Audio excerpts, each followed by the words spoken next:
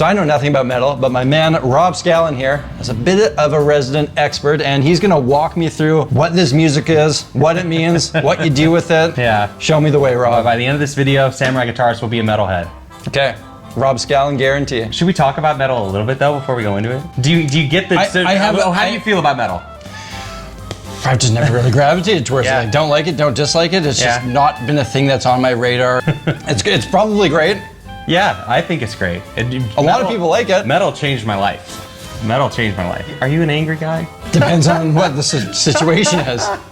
Yeah, I think, to me, I feel like metal is kind of a release valve. I find that a lot of people that are really into metal or are professional metal musicians are usually pretty chill. Yeah. And it's kind of my own theory that if you have an outlet where you're constantly expressing your anger and sadness and these like negative emotions in a fun way, you kind of have a place for it, you know? All the metal dudes I've ever met were just like the nicest, sweetest dudes in the world. Yeah. I'm like, this seems to be counterintuitive to the music you make and this image that you were putting forth of like covered in blood and these very deranged fonts.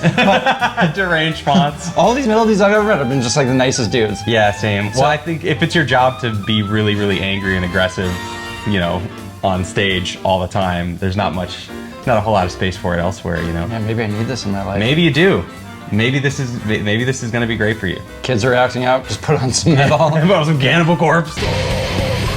Now, I obviously can't teach you a whole lot about metal, but if you're at the beginning stages of your musical journey, or you just need to solidify the groundwork, I just put out a new course, Samurai Guitar Theory, The Foundation. See, whatever music you want to play, from metal to blues to campfire strumming, there's a handful of concepts we need to make sure are rock solid, and that's what I teach here. And even if you can't play anything on the guitar, by the end of this course, you'll be strumming open chords, you'll be able to play power chords across the neck, you'll even be getting your fingers around some rudimentary guitar soloing, and much more. If you're brand new to guitar, or you just need some review, this course is for you, and you can get it for a special launch pricing, 75% off, a one-time purchase of only $19 when you use the link in the description. Anyways, let's get back to that metal. So this is a video that I saw in 2007 embedded on Myspace that changed my life. This is Job for a Cowboy and Entombment of a Machine.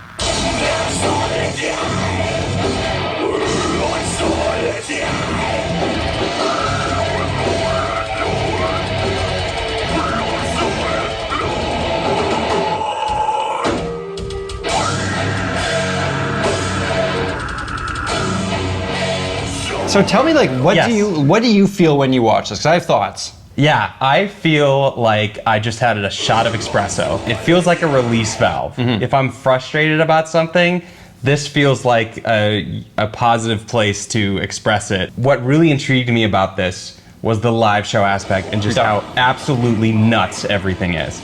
Just that the energy is at the absolute top, maximum energy the whole time.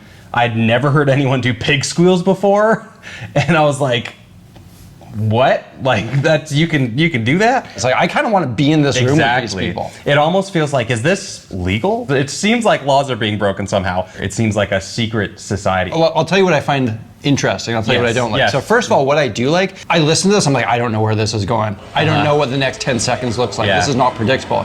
You put on a old school country song and it's like, you can pretty much predict what it's going to be. Or blues, you're going to get a 12 You know what's coming up next. You know what chord's coming up next. This is very different. This is like, I don't know what this next 10 seconds is. I was trying to like guess what's next, and I was always surprised. So I thought that was really cool. Yeah. The energy, like you were saying, that's super cool. I like that part where it's like kind of like a triplet, like behind the beat thing.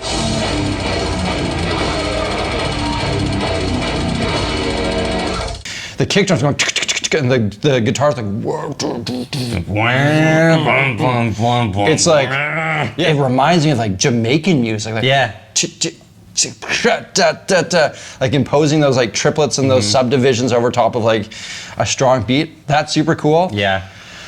I got a tough time. I got a tough time. Tough time with the Seal vocals. The Seal vocals.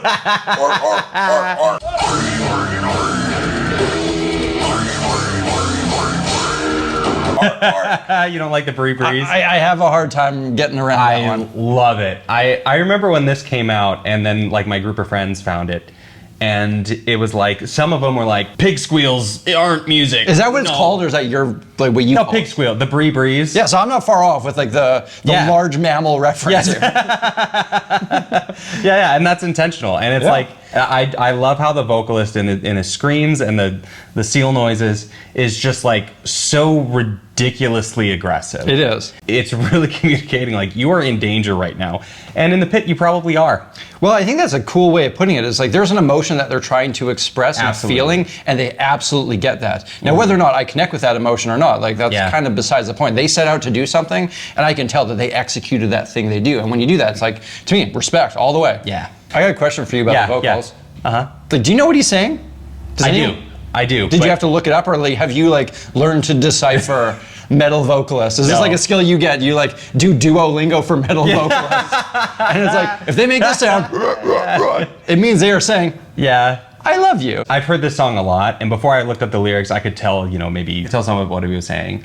But I had to look it up to get the whole scoop. But that's kind of in line with the genre's goals. Like the guitars, they're so low, they're so distorted, and the vocals are that too. That's what it's trying to do. Exactly. That's part of it. Same with like this being like indistinguishable, but it's like there if you really look. Yeah.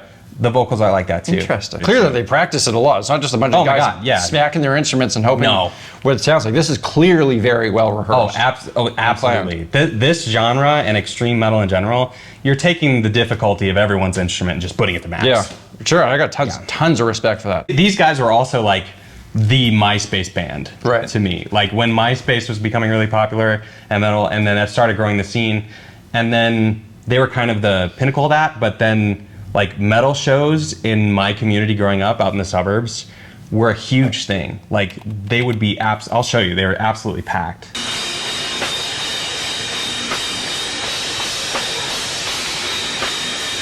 Where else are you finding something like that? Yeah, like, is that not a good time? Maybe not to everybody. I mean, not the 37-year-old me, maybe not. But if I was back in my 20s? Yeah, I was 16 at this show. Yeah, if this was at like an arena or a stadium, it just loses it. Yeah, a lot of reverb isn't good on this. You go to a small little dingy hole in the wall, and it's just like a religious experience when you're going through this. Now, I don't know if it's like the heaven side of the religious experience, or closer no, it's to the other side. No, it's a bit more south. More south, but it's still like a religious experience going through this. Okay, what do you think is the first metal song? The first metal song? What do you think is the first metal song? The first metal song? I mean, Black Sabbath would be the first like metal. They kind of invented metal. They're like the first metal band. But are you going to Screaming Jay Hawkins? Is that what we're doing here? Or are we going to Bach? I'm going way Bach.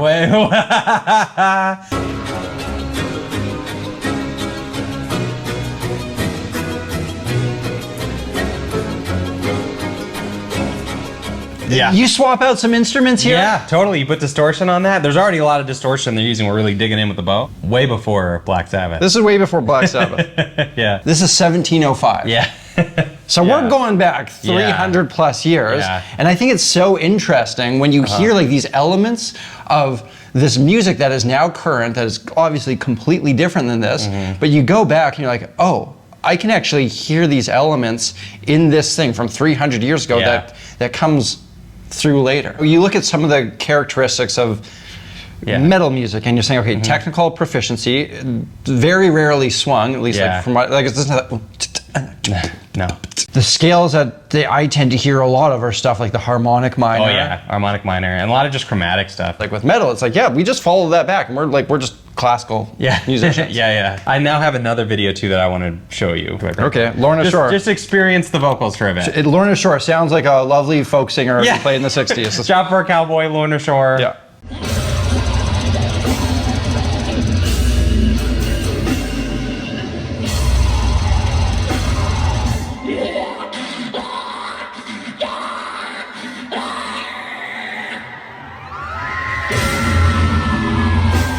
Is that not fun?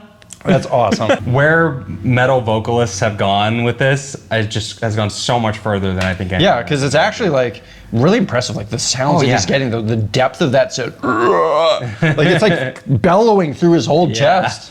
And he sounds like a monster. Cool. He sounds like a demon. He sounds like a demon. It's kind of like did you ever watch Sesame Street? So There's a connection between this and Sesame Street? Well, there was this one episode where it was just an exercise for them, like, hey, if you're feeling angry, just go, I'm so angry, I'm so angry, I'm so angry. I'm so angry, I'm so angry, I'm so angry. Yeah. And then they're like, do you feel better? It's like, yeah, I feel a little bit better. I feel not a wee bit of anger. It's like, yeah, you gotta like express this a little bit. And metal is that. I feel like I might need some more metal in my life. Yeah, maybe. Next time I'm frustrated, my hockey team's blowing it, instead of just like sulking around the house, it's time to put on some metal and just bash it up. Like, even if I'm just here and I'm just performing metal on my own, just with my guitar, like, as you know, when you're a musician, when you play the music, it ramps up the emotion that that music brings. And with metal, I put my guitar in drop A, and I play some metal on my guitar, and I feel like I could fight a mountain and win. Know what I mean? Well, on to my next one. Show me. This is Gojira at the Olympics. Let's see it.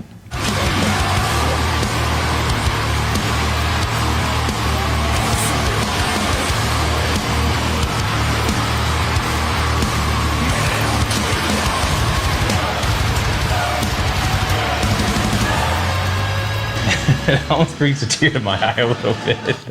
Maybe one of the top 10 coolest performances I've ever seen. Oh man, yeah. I mean, and this was the Olympics. I don't know the exact number on the how biggest, many people maybe the were, biggest stage. Yeah, possible. Yeah, so I've never seen this before, and I've never heard Gojira.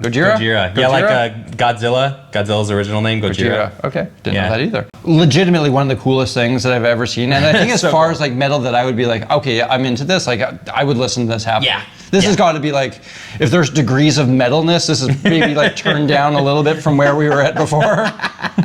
We're not entombed in the machine anymore. No, we're not. Now we're maybe just like circling around the machine. Yeah. There's a very present melody. That's one of the things I really gravitate towards in music is just melody. They look so cool doing that. They're on top of a castle and hanging like, out of it. And I think it's an appropriate genre for the event. You know, this is a huge epic event. It's a huge epic song. And metal sounds huge and epic. When you saw this for the first time, was it? It was kind of like rooting for your sports team, like metal at the Olympics, like Gojira at Forget the the Olympics. sports. I'm rooting for this team. Yeah, like I'm rooting for the Gojira team, you know? Yeah, and I mean, like, that's like as mainstream as any metal moment in history. Like, maybe besides like Metallica. Yeah. Maybe besides Dragon Force on Guitar Hero. Like, this is as mainstream of a metal moment as you're ever gonna get. Like, you look at this and you see these guys in like their trench coats or whatever they're wearing, hanging out of a castle, wind blowing as they're walking out on these silver guitars. And that's a moment. Like, this moment here brought a lot of people to the instrument. I'm telling you. There's kids out there who saw this and were like, I need to do that forever. Yeah. And I'm looking at this, I'm like, I might need to buy myself a trench coat and learn some metal here. One of the things that I really like in music. Okay, just making sure that the metal is still there. The metal is still there. Yeah. One of the things I really like in music is just like something completely different. I like being like, I've never seen anything quite like this before. And for me, baby metal.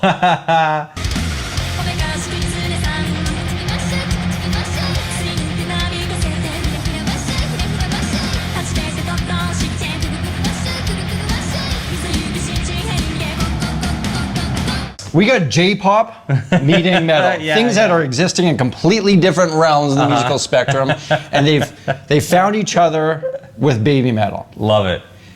And for me, I'm like, I just love being surprised. I love seeing something I've never seen and never thought I would experience and could never dream up. And like, this is that. So to me, this is beyond anything else. This is just very engaging and interesting and draws you in. They rule. The people in the metal community, what do they think about this? Baby metal rules. It's generally well received. I actually don't know, so maybe I'm not an authority on this, but I mean, I don't know either. Like, my instinct would be like, there's a group of people who are like, this is just like, this is just a shtick. They're just like making a mockery of what we do. But I think my belief is like, yeah, you can do something really weird and just something that shouldn't work, but you just have to do it so well that it does work. And if you do it so well, if someone's saying, hey, this sucks and I hate this, but if you just do it that well, then you got to be able to give them props. And I think that's what this is. But I remember the first time I'm seeing this, I'm like, oh God, what is this? This is gonna be the dumbest thing that I've ever seen. I'm like, no, this is good. This rules. This is awesome. Yeah, they rule. Well done. You know, they're angry too. Yeah, everybody can be angry. The sweetest Japanese girl, she's still mad. I also like the juxtaposition of bringing different things into metal. You know, like I've done that a lot throughout my channel, like bringing in banjos or ukuleles into metal, or sitars, and I think Sitar Metal is like maybe one of my favorite metal songs I've ever made. You know what I think is cool about metal is I feel like there's still a lot of ground to be tread in the metal universe. Yeah, and because part of it is like kind of breaking boundaries and trying new things, it's really open-ended. Speaking of Sitar Metal, there's a band called Sitar Metal that makes a Sitar Metal. Should we watch it? It's awesome. Sure.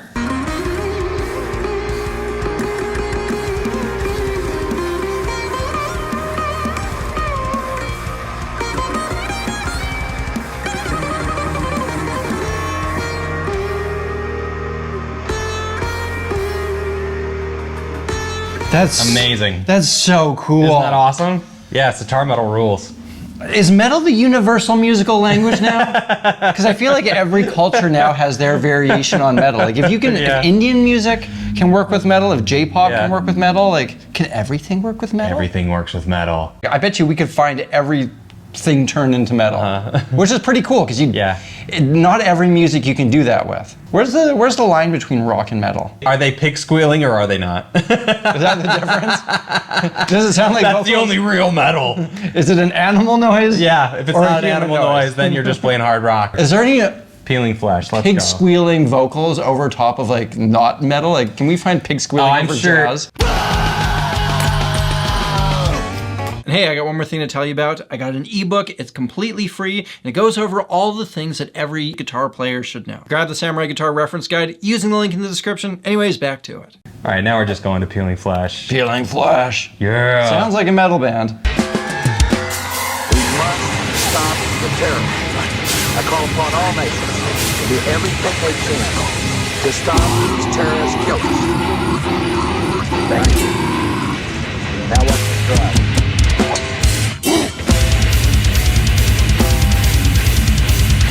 There's something different here now because I hear in the background there's like a sample of a guy like kind of doing like a thing. Yeah, they use a lot of rap samples in Peeling Flesh, or just samples in general.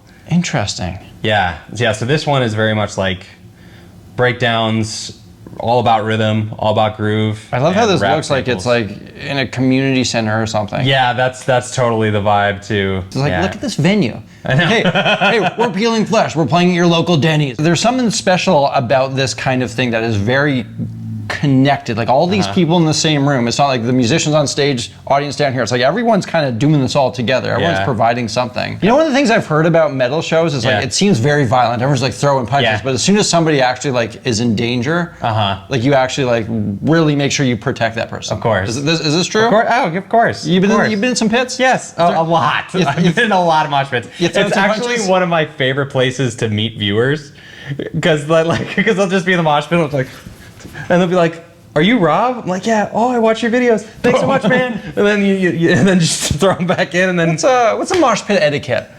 Because there's got to be some. It depends on the genre. Here you can swing your arms and do the crowd killing stuff, and that's like crowd acceptable. killing. Yeah. So is that like just try to be as vicious as possible? Kind of, yeah. I mean, it's more like it's also kind of frowned upon if you're like actually trying to hurt people, but also people are just. So it should be a form of expression, and if somebody gets in your way of your expression, it's just that's what happens. So if you just like walk up to somebody and like punch somebody, it's like no, we can't. Yeah, do that's that not cool. Unless it's specific shows that's implied. And how do you even know?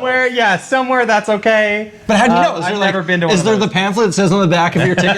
Okay, make sure you read the disclaimer. Here's what we're doing today. Honestly, depends on the show, and people have strong. Is it your metal instinct where you just like you know what's right and what's wrong? Yeah, I just stay away from the metal code. Swinging my arms around. Yeah. But like shoving is definitely acceptable. Oh, of course. Yeah. Because if I'm just walking down the street and someone shoves me, I'm like, what is wrong with this person? At the metal show, if someone shoves you, it's like, yeah, we're on the same page. Yeah, totally.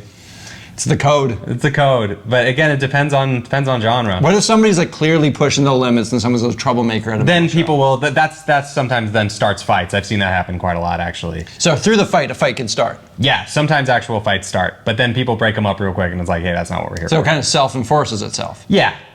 But as you can imagine, in this type of environment, and especially if people are drinking and stuff, like actual fights are probably going to happen. If you go to like a death metal show, then it's just like push pits. And then a more newer band like Peeling Flesh, for example, will have like the swinging arms and like hardcore dancing type of thing. I feel like this fulfills a similar role in a lot of people's life as like playing beer league hockey fulfills in mine. I'll go play hockey and shove somebody around and maybe get in a little tussle, and then after the game you shake everyone's hand. You've just got that out of your system. We're good. Do you know about snare bombs? What's snare bombs? Oh my god, I have to show you snare bombs. I sing the praises of snare bombs. Is this a song? Is this a meme? I don't even know what this is. So a snare bomb is usually on a breakdown where front of house or whoever just puts a ton of reverb on the snare for certain hits. And they're called snare bombs. Check this out.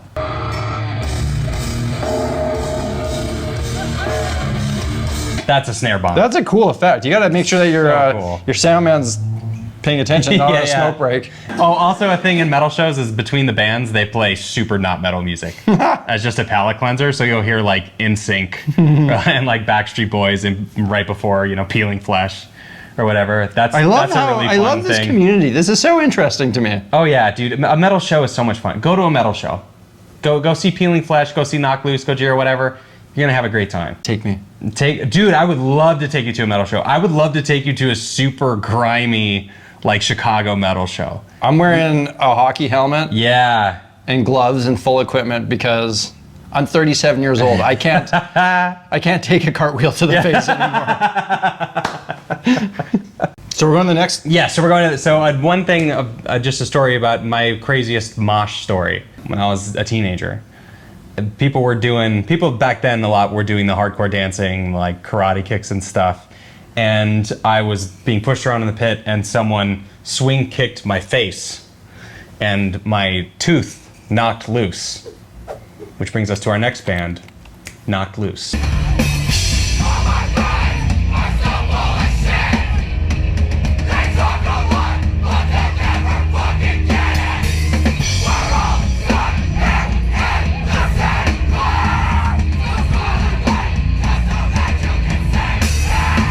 So would there be like venues, or I guess whatever you want to call them, like these underground venues where someone's like, hey, come to this warehouse, we're putting on a show, we've set up a PA system, let's go. Yep. But yeah, that happens. I mean, and this is an example of it, you know? It reminds me of some of the ways that like jazz music used to work back in the day, where during Prohibition, like they would have these speakeasies where these guys would be playing like these illegal venues. Hip hop started as like block parties, just like communities getting together. They're not necessarily in like an established venue where there's a bouncer and there's security and there's a bar and they have all these licenses. It's like, no, we're just a group of people that want to just, what do they call it? Circle pit? Yeah, circle pit. We just want to circle pit and metal out. Yeah. There's something special about something in that unrefined stage of existence where it hasn't, corporate money has not affected this. No, there's no corporate money here. But they've went on to have so much success. Here's them on Jimmy Kimmel. Oh, very different corporate stage. money's coming in. Now the corporate money is coming in.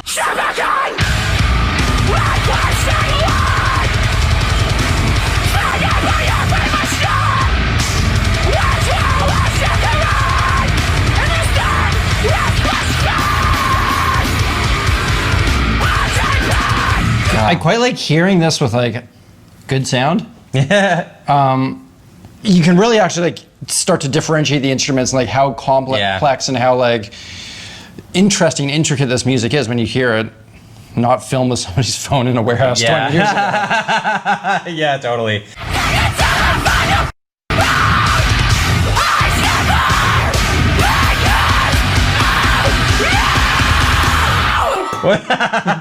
Yeah. I love that it's just like, it's heartbreak songs. That's what it all comes down to. Whether that be the most pretty love song, heartbreak song, to the most angry metal songs. We're all trying to say the same thing. But as just like a fan of metal, to see that and to hear a pig squeal on Jimmy Kimmel,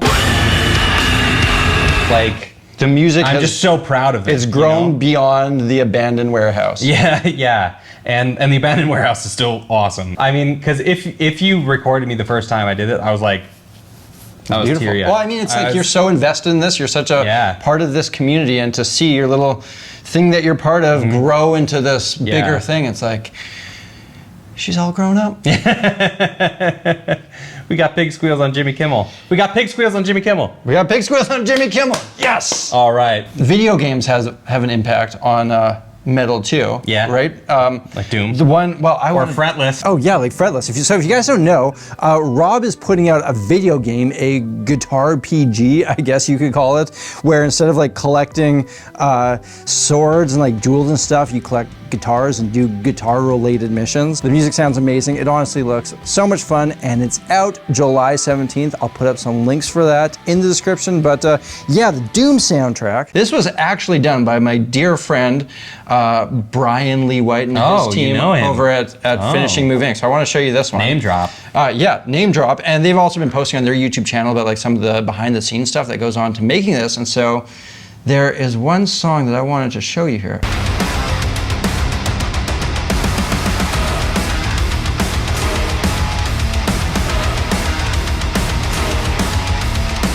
And so I think you can't understate the impact that stuff like this has on this music, because you're placing this stuff in front of people who are interested in Doom, not necessarily metal, but then they can get exposed to that through this, which I think is so cool. Oh yeah. So I got another cool story about this. Yeah.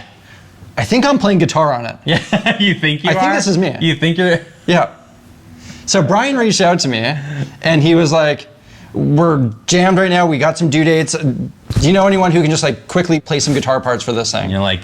And I'm like, I mean, I'm not a metal guy, but you can play that. I guess I can do it. He's like, okay, you're hired. Here's what we're gonna do. And he sends me the working file for this, and it's all just like MIDI guitar parts. And he's like, what you need to do is turn this MIDI file into a real guitar part. Yeah. DI-in. You just play it as close as you can get, do it twice so we have it on either side of the stereo mix. I'm like, okay, I'm not a metal guy, I'll figure this out. And so I did that, sent it off to him, and this was about a year ago, and it's only started to come into the world now. It's one of those things where like, I think it's me because like, I can't really tell. I gave him DI parts and they put on all the effects later. I know at some point they did redo some things along the mix, so they could have redone it. I didn't rate like the parts, so I don't like to believe that it's you. So you're a metal guy, you're in Doom. I'm in in the Doom soundtrack. I don't know. Come on. I was involved in it. I think that's me. I can't really tell. Like in my mind, like yeah, I played on the Doom soundtrack, so that's my connection. Samurai Guitarist is on the Doom soundtrack. Right? It's pretty cool. One of my coolest gigs. Yeah, yeah, that's pretty awesome. Cool. Yeah. So Rob, I think you've done it. I think you converted me. You're a metal guy now? If I'm not like a metal guy, I'm a metal curious guy. Metal curious. Any of the videos that we've talked about, we'll put links to them down in the description. As well, remember to check out my new beginner course with that special launch pricing, only $19 when you use the link in the description. And make sure you check out Rob. We got a little bubble link popping up somewhere around here to go to his channel. He's the man. One of the OGs of YouTube. Thank you. Yeah, Rob. I've been now doing it. This has been my job for 17 years. Yeah, one of the first guys I met in this world. And this is the first video we've done together. Yeah, it took a little while. Yeah, so I'm glad we finally got to do this. I'm so glad we did. Awesome. Thanks for having me here. Well, thanks for doing this, Rob. On this channel. Thank you all for watching. We'll see you next time. Metal.